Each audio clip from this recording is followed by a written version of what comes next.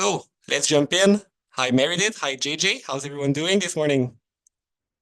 Good morning. Great. Good morning. Meredith, do you want to give us a little introduction before we start? Absolutely. Hello, I am Meredith Haberfeld, CEO of ThinkHuman.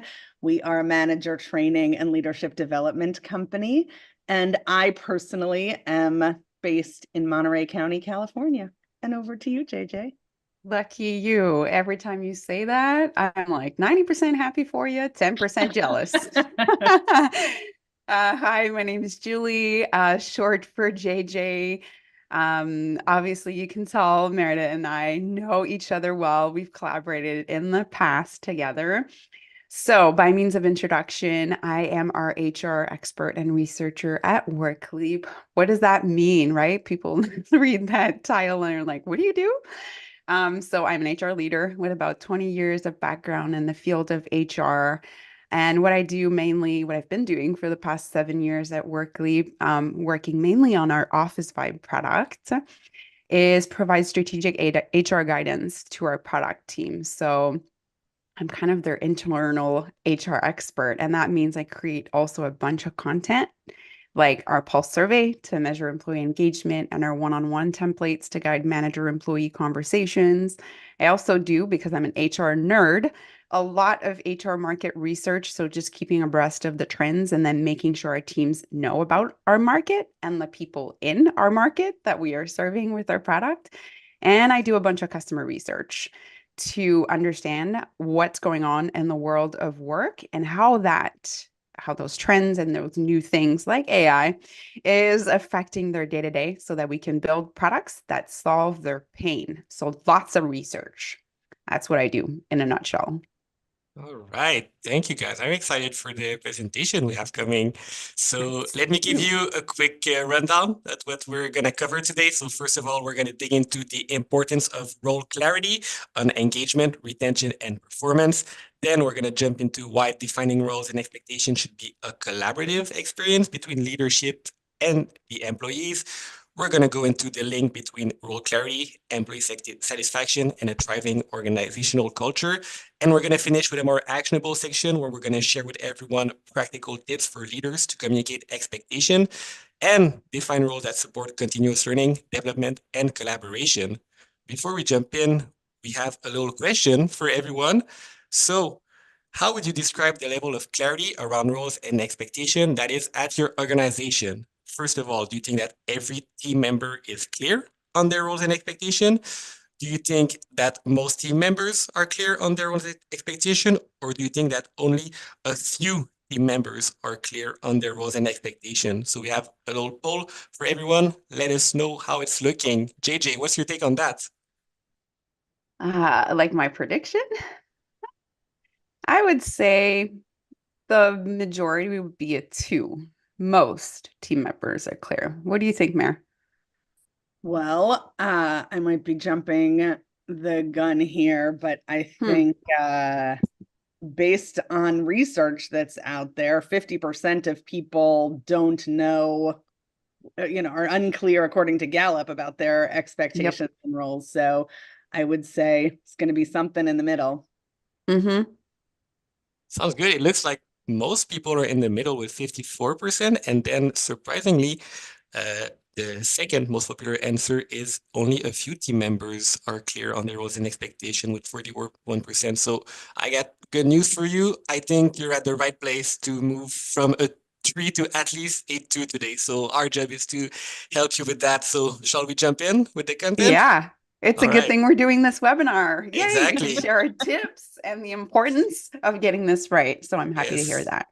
And I just want to say to everybody in the community, we so appreciate you all sharing your insights here too. We love learning from you all. So please keep the conversation, like share your thoughts in the chat too. We're reading what you're saying and we're learning from you as well.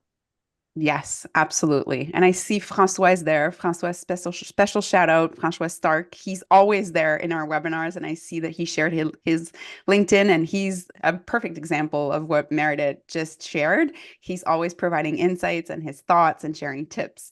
So yes, please, like Meredith said, just engage. We love reading you. Um, All right, so I guess I'm going to kick this off with a little introduction.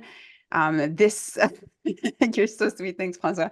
So I guess like a lot of this won't be new to a lot of you, but I think it's really important to set the table with the foundation, really the basics and understanding why is this so important and what's the impact of clear roles, clear goals, clear expectations on engagement, retention, and performance. Of course, every business leader, every manager, every HR leader wants this in their business. But what's the outcome? Like, why is it that important? And how do we actually even measure that? So, Laurent, if you want to switch to the next slide, I've got a little visual for you. Again, at the core, Workleap Office Vibe as a product, like this is their bread and butter. This is what we do and we excel at, is measuring employee engagement. And we've based that on science with a model to accurately get that full picture of what your team members need to be engaged and performing at work. And those things are rooted in what we call the 10 employee engagement metrics. So you're going to see them here on the left of this screen.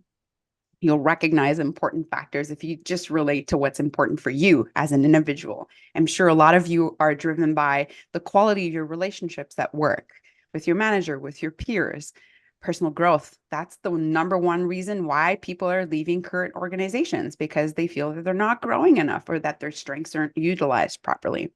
Recognition is a really strong driver again.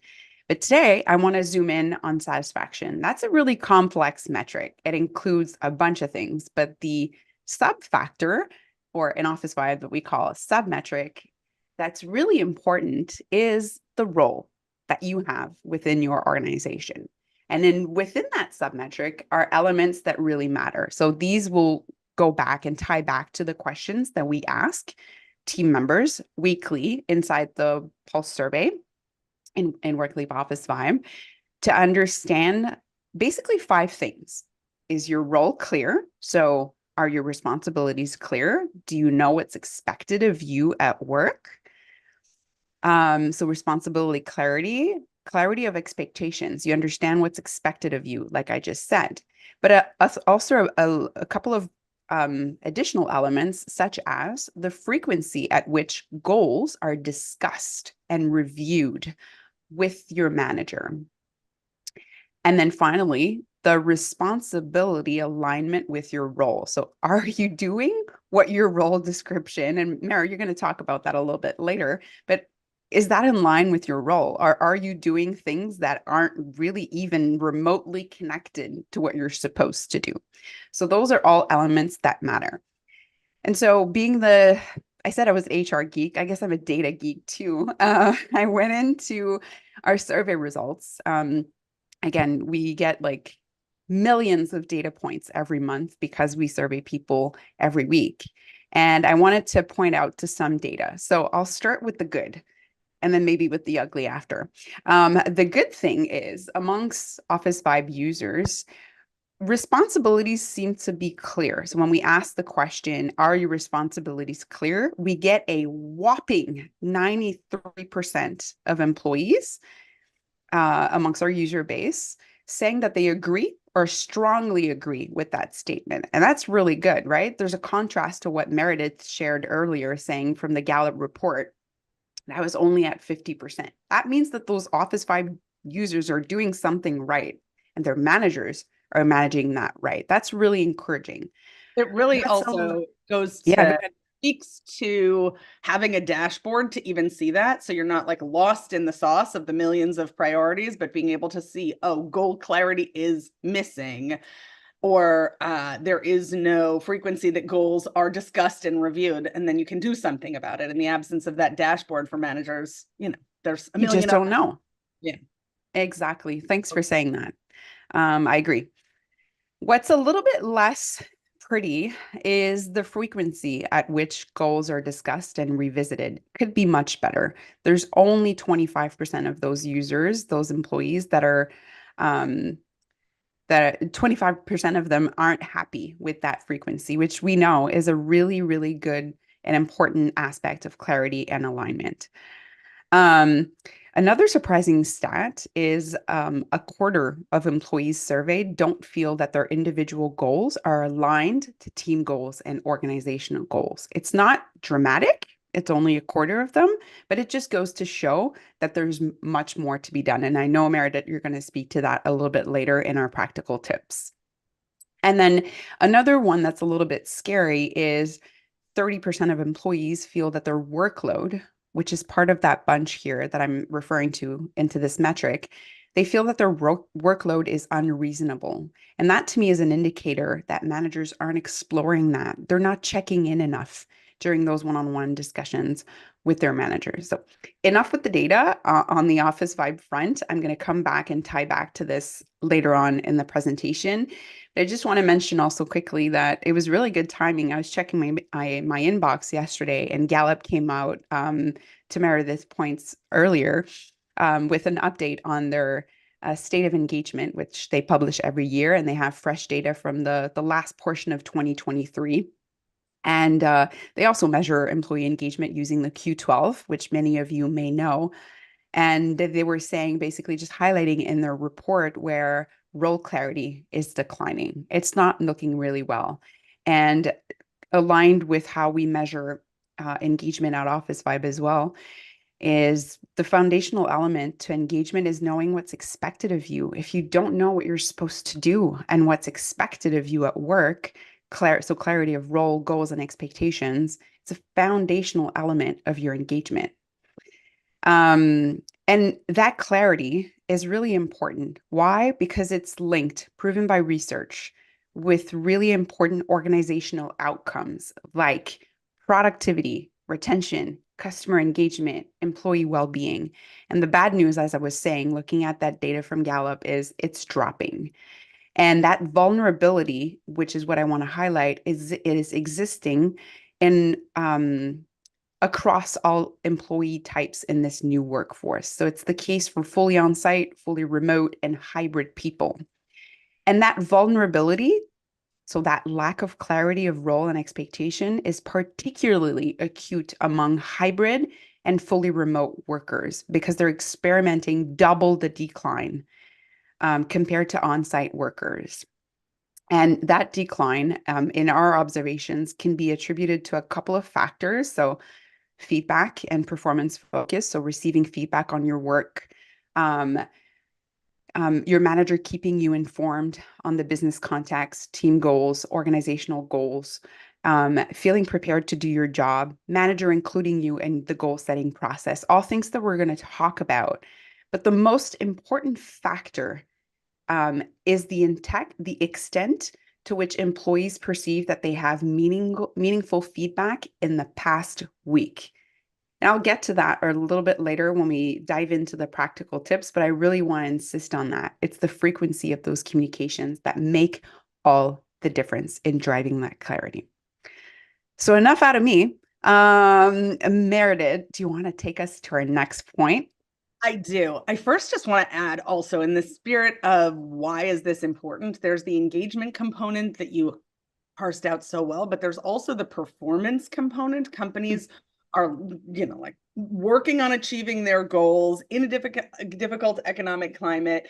And then it can look like a lot of reason why things aren't happening. And part of it is because the goals aren't translated out in a way that's super clear for people. And then there's performance impact. So what's getting in the way? I will say, I will start just making it really personal. I am historically not great at this. I've gotten better and better over time, but I would give myself over time like a solid C- in being great at clarity. I'm good at other things. I'm good at vision, inspiration, connection. Like there are things I am good at, but goal clarity and translating it out does not come naturally to me. And I didn't even realize for so many years of leading a business and a team, an organization, the impact on people until it started coming back to me from people that were on the team. And they know I love them. They're like, I am suffering because I don't know which way to go. I'm not sure how to prioritize the things that I have on my plate. I am not sure how to do any form of capacity planning because there's like vision, and then there's this, and then there's that. And people were experiencing pain working for me, which was the opposite of what I wanted. I was like, I want you to be thriving and doing great. So what's getting in the way, I would say, for many of us is priority, how much time we're willing to give to this, the million other things that there are going on in the business, and then the discipline and heavy thinking that it takes to do this. Many of us, myself included, historically, I've gotten, as I said, far better at it, would rather focus on the things that are moving the business forward in a tangible, obvious way, rather than the deeper thinking of how do I set other people up so they can win. The problem is that is the fundamental job of a manager. And, it took me getting a lot of feedback from people that were suffering for me to be like, oh, I have got to self-correct because it's not good for the business and it's not good for the people that I am not creating this. So for me, the priority, time, firefighting, discipline were the big pieces. I would say it's also that in many organizations, there's no accountability to managers, that there needs to be role and goal clarity. And so people are just running as fast as they can to do what they can. And then lastly, there's a skill and capacity gap. Do managers really know how to do this?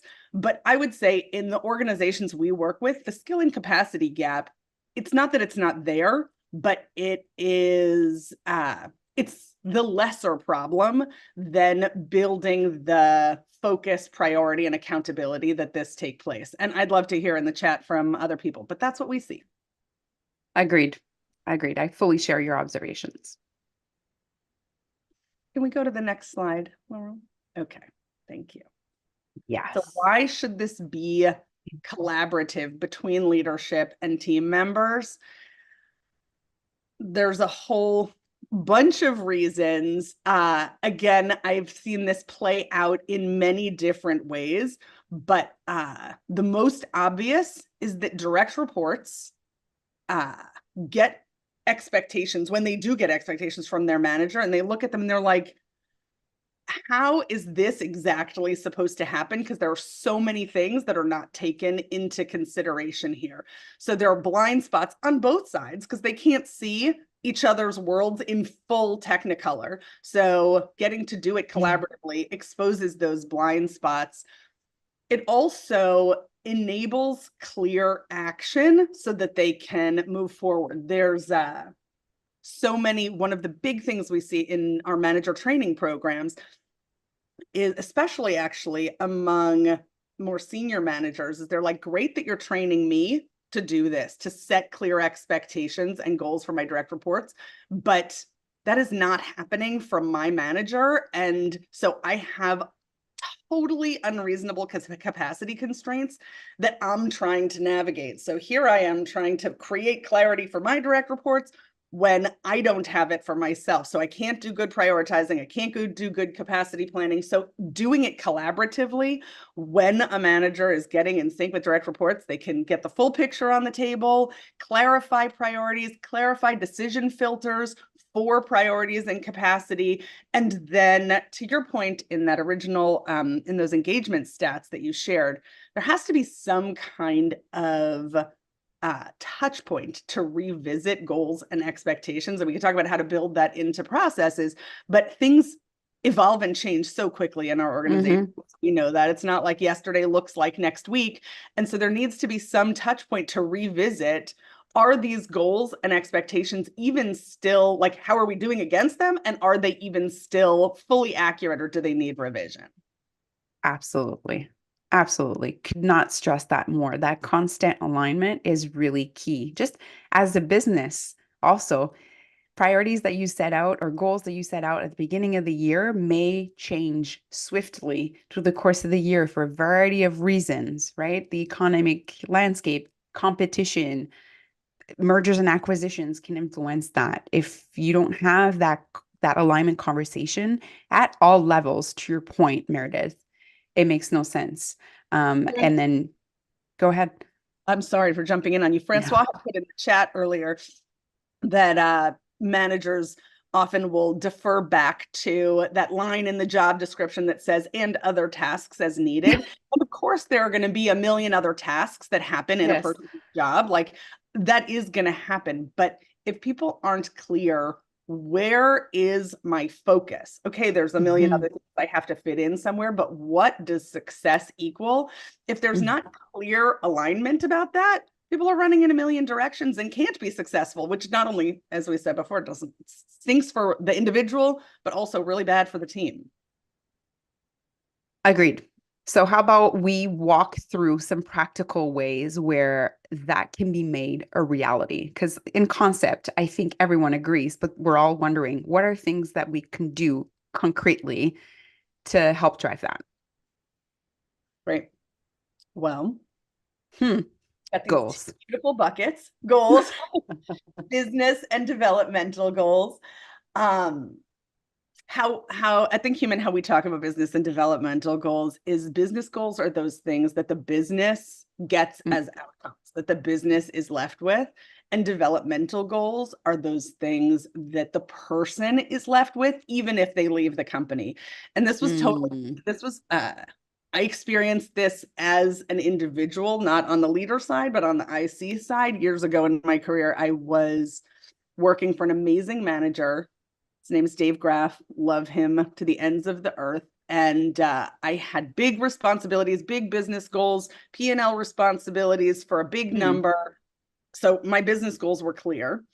I'm in my office typing away, working. He's walking through the office with an investor and opens the door and introduces me. And he's like, introduces us. This is Meredith. She's a grinder, great behind the scenes, but you can't take her out with people, really rough around the edges, no polish, no. And we had so much love and appreciation between us. He could be straight in that kind of context in a way that is, maybe a little bit unusual. And then after the fact, I was like, Dave, what? And he was like, yeah, straight up, you are great at grinding. But when it comes to executive presence, polish, connection, like the building relationship skills, not just producing results, not great. So I'm 22 years old. I was like, okay, I'm gonna turn up the heat on that. And as I said, he was such an amazing mentor for me. He wasn't just dropping a bomb. He worked with me the entire time I was working with him on those things, such that I really attribute a lot of my future success in my work life to his willingness to set those goals for me, to mentor me in those things. So just separating out these two things, the business goals that I achieved, that company got to keep those. The developmental goals that he set and worked with me on have had huge lasting impact in my life. So I don't know if you've had any kind of experience like that. JJ, have you? It'd be very similar. That person would be different for me. It would be my husband, where it just goes to show that sometimes there's a variety of people in your life that will just give you that check-in reality. I call that being your mirror. And sometimes that hurts, when you look yourself up in the mirror and you're like, oh, okay. It can hurt even more when it comes from a person you love, who basically, I will say, and that relates to what Dave was for you. Dave, right? Yeah. Right? Okay. Wanted to make sure I got his name right. It can hurt when it comes from someone you love. But then you quickly realize that they love you enough to tell you. And I won't tell the exact experience because it was quite frightening and destabilizing for me, but it changed me forever. And it improved that moment and that struggle we were trying to get over, but it made me a better person at work and in our relationship as a partnership together and as a parent. And so I think the overarching thing is here, caring enough and genuinely caring enough to be able to give that candid feedback makes all the difference. And I really love how you separate the business goal, saying that's what stays with the company. And then the development goals is your company will also benefit from that, but you're also investing in that person and that you'll reap those rewards while this person is here and forever in the rest of their career. And that's beautiful. I love the way you put it. And I also want to insist on the fact that in my experience, what I've seen companies excel is make sure that those business goals are few in Yeah, quantity. totally. There's always going to be that poutine stuff of that you have to do and everything that falls into that all other tasks category. But there should only be a few key business deliverables that you're accountable for every quarter or every year. What do you think about that, Mayor? I absolutely agree. I mean, how many things can we, can any of us successfully achieve? Right. So I think if we're talking about business goals, actually, let me even back up before that. I think on both sides, there needs to be only a few. On developmental goals, sometimes it's okay to have like even one. One. Two. Yep. It's really okay. You don't need a whole bunch. No. But on the business side, on the business goal side, I think that usually 3 is a kind of magic number. And in both instances, I think a critical piece is defining what success looks like. There's no way that you can count on your team being able to be successful if they have an unclear finish line. And this was something, as I said before, I really had to learn personally. I was like, we're headed this way. So people are like, okay. And then they're headed off, a little sideways and a little sideways. And I'm like, no, no, no, come back this way, come back that way. And they were like, oh, well, okay. But that wasn't clear. And I was like, well, should have been clear until I looked back and I was like, no, I did not make it clear. That's on me. So what is the picture of success? And there's this great book by the CEO of WD-40. I don't know if he's still the CEO or if he has stepped down, but his name's Gary Ridge. This book really was a huge eye-opener for me. It's called Helping People Win at Work. Now, the subtitle is Don't Mark My Paper, Help Me Get an A. And that concept Nice. of don't mark my paper, help me get an A was such a paradigm shift for me. I was like, wait a second, what? I'm over here doing, oh, give feedback is good. Give feedback, give feedback, give feedback. But I wasn't backing way up to be like, are they even clear what success looks like on both sides and enabled to achieve that, and then getting all of the clarity and touch points from me so that they can be successful. And so that really has gotten built into our programs over time, is like helping managers really get that piece up front. The other thing I'll say, and this is worth a longer conversation, is line of sight to company goals. If they're not really well linked to company goals, like you got big problems for the person and for the team. So on the business goal side, only a few, clear picture of success. And is the individual success linked to the team goals, and are the team goals linked to the company goals? That's what I have to say about that. Any additional thoughts from you, JJ? No, only to double click on the fact that that interconnection between individual goals, team goals, and organizational goal needs to be present. And yeah, I couldn't agree I couldn't agree more with the argument around defining what success looks like. And I find in my experience, that's what I, as an individual contributor and with my managers, have struggled with the most, just because that conversation doesn't happen. The goal will be there.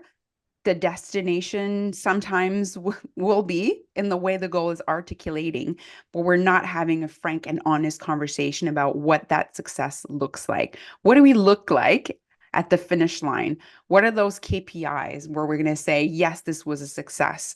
What's the timeline? Sometimes that's left very blurry, which creates a whole lot of mess. So yeah, just And it's echoing your hard thoughts. work, I find, to do that It level is more of work. thinking, which comes back to, what are some of the reasons that we don't do it? If there's not clear time dedicated for managers to do that heavy lifting, then the managers themselves, I mean, they're in a tough position. They're just running as fast as they can to get things done. But I would say for all the everybody looking in this call from a systems perspective, how do we build into our organization the focused process time for them to do that linkage of, here are the company goals, what does that mean to my team goals, what does that mean? And this is the key right here, is that translating out to individual goals. I think the most organizations we see are doing a good job at the Top company part. goals and Yep. the team goals, but not translating it out to the individual goals. And then the individuals and teams are suffering. Yep. Spot on. Oh, yes. You have additional thoughts here. To Francois' point earlier about job descriptions and that they say a lot of things, including other tasks as needed. Just the call out that it's news to many managers, actually, that a job description does not define clear expectations. Like for many managers, they're like, I have a full, complete, good job description here, go. And that is not a picture of how do I be successful here. And if the picture of success isn't clear, people can't get there. So, we all know this concept of SMART goals, but is it actually, I shouldn't say we all, most of the people on this call know the concept of SMART goals. Managers, as the gift that keeps giving, in many cases don't. They're like, maybe they've heard the term, maybe they're doing it sometimes, but is there really the discipline for that? Are they creating clear, measurable picture of success for each of their people? And then is there some touch point to revisit it regularly? And I think that's a great point for you to talk about. How does that, how do you see people bringing that into the regular touch points of their weeks? Yeah. Well, as I always say, the manager's most powerful sorry, doing my grammar wrong today. Pardon my French, is the one-on-one conversation. I think that's it's the most powerful tool in the manager toolbox. And to your point earlier, most companies will get this top layer right. Organizational goals are defined, team goals are defined, the team is implicated in the process. It's awesome. Then translating that to do it to the individual is the tricky part, and managers need help. But to your point, much earlier on in the conversation, there's a design function in that there's a gap in how that role has been previously designed inside organizations, where a lot of managers aren't enabled, or it's not part of the expectations that we have of them to make that a priority, to make those conversations continuous, and to understand the elements that need to be present in those conversations to drive that clarity in an ongoing manner. So yes, no surprise, my tool is around a one-on-one framework. I've been actually dedicating the last couple of months in building that inside our product. It's something that we're going to include as a framework to making performance, because yes, this is tied to performance, not only engagement, to making those performance conversations continuous throughout the course of the year. So I was forced to go back to my drawing board, get all of these thoughts and talking points and prompts outside of my head, base this on research to understand what is the best way to go about those conversations. And if we go back to the core of what constitutes a meaningful conversation between managers and employees, is a couple of things. They include recognition, discussion about collaboration, goals, priorities, the employee's strengths and weaknesses as well. And in addition to driving that clarity and that alignment, these conversations also prevent employees feeling disconnected from the organizations, because managers stay in touch with what each of the employees are doing and how they're contributing, and how that is actually affecting the larger team, the larger organizations. Those conversations are really essential to ensuring that expectations can be adjusted continuously to what we were saying earlier, to the changing business needs or shift in context or objectives, so that we never lose sight of what's the bigger goal and the bigger purpose here, and how as individuals we're contributing to that. So going back to our Office Vibe data, when we asked people if they know what's expected of them at work, 62% of our employees answering the survey agree.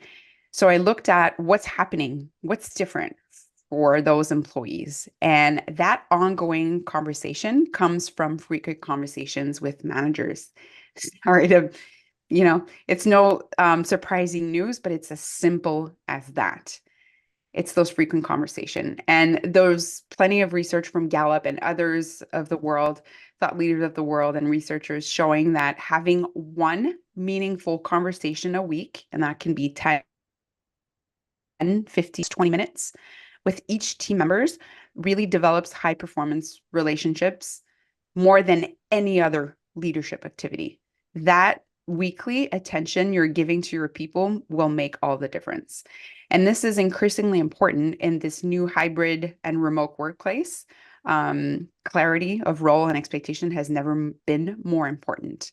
And I just want to point out with a dose of empathy that the role of managers is ever more challenging. It's crazy. There's stats where they're burning out, and that's calling for a redesign, not only a reskilling and upskilling, but also a redesign of the role. My heart really goes out to that role. There's so much pressure, so much to do, so little time, so many conflicting priorities, but we need to shift that back to taking care of their people.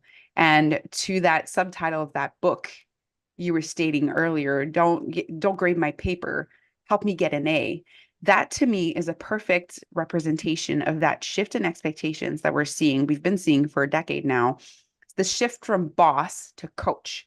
Don't tell me what to do. Let's decide what we do together and align that to the team goals and org goals, but coach me along the way. Help me along the way. Help me see the things I don't see. Help me remove blockers. Help motivate me and all of that. So that to me is the role of the manager. Okay, so let me share. Oh yeah, please interrupt. Yeah, just about manager, the gift that keeps giving. I see a lot of people in the chat asking for formats to do this. And I want to point people in one more direction, which is, if you haven't already looked at it, the book Traction by someone whose last name is Wickman. Traction is an incredible tool, not just for managers, but for leadership teams. We'll try to get that book into the chat so you can see it as a reference point, but it does an amazing job of creating clear line of sight between company goals and really assessing, are these company goals translating to team goals in a way that's going to deliver on those company goals, and those team goals translating to individual goals, so that an individual doesn't get to the end of a quarter and say, like, I accomplished my goals, but the team wasn't successful, but really kicking the tires on, is this goal going to deliver on the team's success? And is this goal going to deliver on the company's success? So Traction as a tool and reference point about, do we have the right goals, and are they translating out into a metric? And as for the manager, getting the managers into a discipline about doing that. And I think for the HR leaders that are here in this conversation, using the one-on-ones to not just get work done, but using the one-on-one process to embed this goal clarity piece. Because oftentimes managers are like, where am I supposed to fit this? Like, one more conversation. Yes, where in my day or week am I putting this goal clarity? And so embedding it into the one-on-one process and having one-on-ones built in as a habit. So back to you on that. Yes. And thank you for saying that. So like we know, performance management is in complete transformation. A lot of companies are moving from annual reviews to more frequent conversations. And this is the framework I've put together for our customers inside the product, so that we can enable those more frequent conversations, so it doesn't feel so heavy for the manager, nor does it feel like a friggin' surprise at the end of the year where you're doing your annual review and you're like, uh-oh, have I reached my goal? What's the manager's perception on this? Waiting for the end of the year to have that alignment conversation is no good. We know it in the context of business that we're doing today. So the framework really goes into 5 essential conversations that are happening in the course of the year. That's, on top of an annual review. If you have one, that's fine. That's okay. These are really to drive that constant alignment. So I've put on there a couple of prompts or questions that are included in those templates. But Basically, the year starts with setting the plan for the year, right? So I call it the setup conversation. So we've probably got, this process where we have organizational goals, like we were saying earlier, and there's those team goals, and we're thinking ahead together as a team member and a manager, trying to understand how that individual can make a mark on the team and larger business context, right? So this is about setting performance goals and self-development goals that we talked about earlier. It also involves discussing any challenges in reaching those goals. Maybe those are too ambitious. Maybe they're just the right level of challenge, which is what you should aim for. Maybe they're just a walk in the park and they're not motivating for that team member. Or oftentimes Discussing, there are capacity issues, like, well, I yes, like think those are workload. the right goals, but I have 70% of my day dedicated to these other things. So how do I sequence or prioritize those things so that I can get them done? Yes, exactly. Same thing for learning, talking about those development goals where it implies learning new skills or developing a new capacity. How do we prioritize those things that we need to learn to achieve that goal? What feedback do you need? What's your internal network of collaboration and feedback? Who are these people? How frequently do you want to get feedback from them? How are you going to get feedback from them? So as you can see, we're really driving accountability both on the manager and the employee in setting up that year for success. Several times a year, you're having conversation number 2. It's a short one, 30 minutes. Again, it just replaces a regular one-on-one. You extend a regular one-on-one a few minutes more to have those talking points in there, right? So prompting conversations around what's your confidence level in achieving your goals? Why? Are there blockers? How can we remove those blockers? Do you feel like your goals are challenging enough? Like, did you already check out 2 of the 3 that you were supposed to do this year and it's only March or April? Let's come up with new ones. All that kind of stuff. And again, here, the last one, I love this one. Do you see a need for us to realign on your role and expectations? Has something changed since the beginning of the year? Then comes the review time. Whether you do those twice a year, every quarter, once a year, that's fine. Take a moment to debrief on that review. Don't just blurt out the results. Have an actual conversation with your team member. So go over the roles and expectations. Go back to that plan, the setup conversation. What did we set out to do at the beginning of this year? Let's do a little retrospective on that. Then unpack together the review results. Ask your team member, what did they take away? So many instances I've seen where the team member is not really clear. They got out of the review conversation kind of scratching their head. I was like, what was said in there? What did I meet expectations? Did I not? Where did I fall short? What specific behavior do I need to change? Just making sure that there's constant alignment. And then the infamous start, stop, continue. Identify what's been driving high performance so you can keep doing more of it. Or on the flip side, if performance is on par or below meeting expectations, let's have that conversation honestly and candidly. I've also seen so many people just stop at that review conversation and then just skip and go back to the setup conversation because it's the beginning of the year. Hold on. Laurent, you can switch slides. There needs to be something happening after that review debrief conversation. So 2 possible paths. The team member is meeting expectations or exceeding expectations. You want to fuel that for the future, right? So you're doing conversation number 5, starting with the most positive outcome.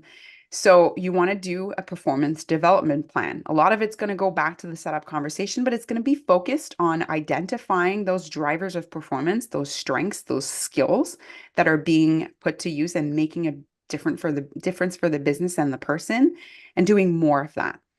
So digging into those strengths, talking about things like what activities energize you? Where do you feel you're making a difference in your current role? How do you want to make an even bigger difference? How are you excited to grow and challenge yourself next? What does your manager think of that? What's the growth trajectory they've observed?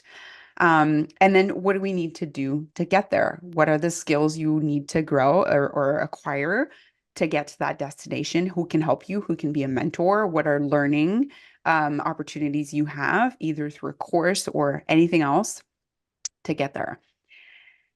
Probably the things that most managers avoid is if performance is below expectations. That can be on like deliverables and goals, and that can also be on behavior expectations of everyone in your company or behaviors that are specific to the role.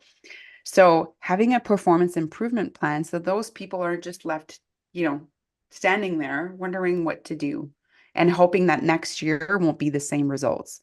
That won't change if you don't have that conversation with your team member and you don't do a performance improvement plan. Call it whatever you want, but have that conversation where you go over the performance expectations for that role and you talk about the gaps honestly, candidly, and you craft some smart goals so that there's a clear path for that team member to understand how in the future they can meet expectations and how success will be determined. And again, I can't stress this enough. It's the conversation that never happens and should, so that performance meets expectations and exceeds expectations. Often we take good care of the people who are on par or exceeding, and we neglect to give attention to those people who just need a little bit more clarity often on what it is to be successful, to meet the expectations. I see you're kind of holding back, Mary, like you want to add something. There's so many golden nuggets in what you talked about, but some of the things that are jumping to my mind right now are, number one, that many organizations are struggling with. How do we make hybrid or remote environments work? You talked about that clear expectations are even more essential in remote because we don't have that kind of like inter-office interaction where there's the constant retooling. So you have people where you really, even more importantly, have to create clear expectations. In fact, I would say that is the number one, next to connection, the number one thing needed for remote and hybrid work is super clear expectations of what equals a performance, and then regular touch points to come back to, did we succeed at that or not? These pulse meetings, separate from a one-on-one, in terms of cadence, our recommendation, and it obviously needs to be retooled for every organization to fit what works for you. But what we've seen work really well is obviously company planning on the year basis, looking then at what does that mean just for this quarter in terms of functions. Like, yes, we have our year's goals, but what does that mean for this quarter? Inside this quarter, do we have team, like functional and team goals, and then translating that to individual goals? And having a real process in the organization around that. And then having functional and team level pulse meetings, whether those happen quarterly or on some greater, whether those happen monthly, weekly, on those quarterly goals to say, how are we doing against those? Don't lose track of it, not just as an individual, but are we able to see that clear line of sight of, we created quarterly goals, they translated to me as an individual, I'm coming back together with my team and looking at and having an accountability process to support that. So in terms of process and structure, if an organization really commits to quarterly goals, regular touch points on the quarter to then reset for the next quarter, and then at least monthly checkpoints in the teams to revisit, where the team has to show up and account. And then, not in a punitive or blame way, but in a collaborative, where are we on, where are we off, what do we need to do? Are the goals wrong? Which oftentimes they are. And so I see in the chat, there's a lot of attention on, we like bang this drum as HR leaders, but how do we get this embedded? And one of the things that we've seen work most potently is starting with senior leadership and cascading it out rather than kind of shouting into the void of these overburdened managers. And as we cascaded, if the senior leaders are getting these pulse meetings in and then embedding that with their next level of leaders and then embedding that with the next level out. So in our manager training programs, we also have the opportunity for managers to work through in order for me to put this into practice, here's what I need from my leader. And then they get to go have those conversations and push things upward. So creating also those working sessions for managers to figure out what do they need so they can implement this. That's an important point. Agree. Thank you, Meredith. Thank you, JJ. I think Mhm. that's it for the presentation. Before we jump into the Q&A, let us speak a little bit about the two solutions that we're presenting today. So starting with Workleap, JJ, you've mentioned a lot of the benefits that Workleap can bring to an organization. Let me give you everyone a quick rundown. So Workleap Office Vibe has simple tools to help manager and employees clarify their roles and expectation. You can use many of the features such as the goal tracking feature to track goals at the individual, at the team, or at the organizational level. Then once that's done, you can use our one-on-one tools to discuss performance and ensure that everyone is on the same page. You can also prioritize what's the most important for your business.